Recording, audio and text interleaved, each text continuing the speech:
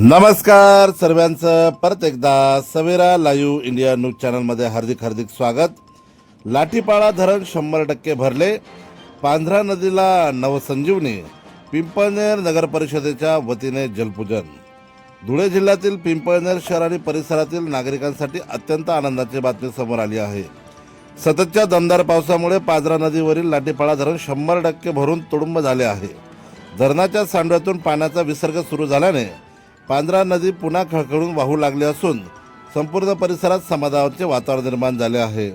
धरण पूर्ण क्षमतेने भरल्याचा आनंद पिंपळनेर नगर परिषदेच्या वतीने सांडवा परिसरात पारंपरिक पद्धतीने जलपूजनाचा कार्यक्रम उत्साहात पार पडला। नगराध्यक्ष सो डॉक्टर योगिताताई चौरे आणि उपनगराध्यक्ष योगेशजी नेरकर यांच्या हस्ते धरणाचे विधिवत पूजन करण्यात आले।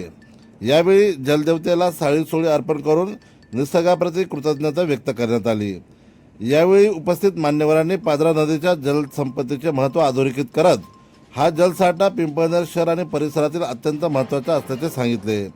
धरण भरल्याने पिंपळनेर शहरासह परिसरातील नागरिक, शेतकऱ्यांनी, ग्रामस्थांमध्ये आनंदाचे वातावरण निर्माण झाले आहे।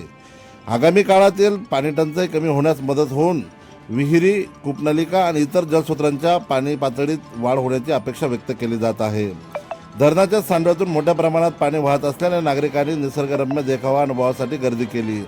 मात्र प्रशासनाने नदीकाठच्या नागरिकांची आणि पर्यटकांची सुरक्षितता बाळगावी असे प्रशासनाच्या सूचनांचे पालन करावे असे आवाहन केले।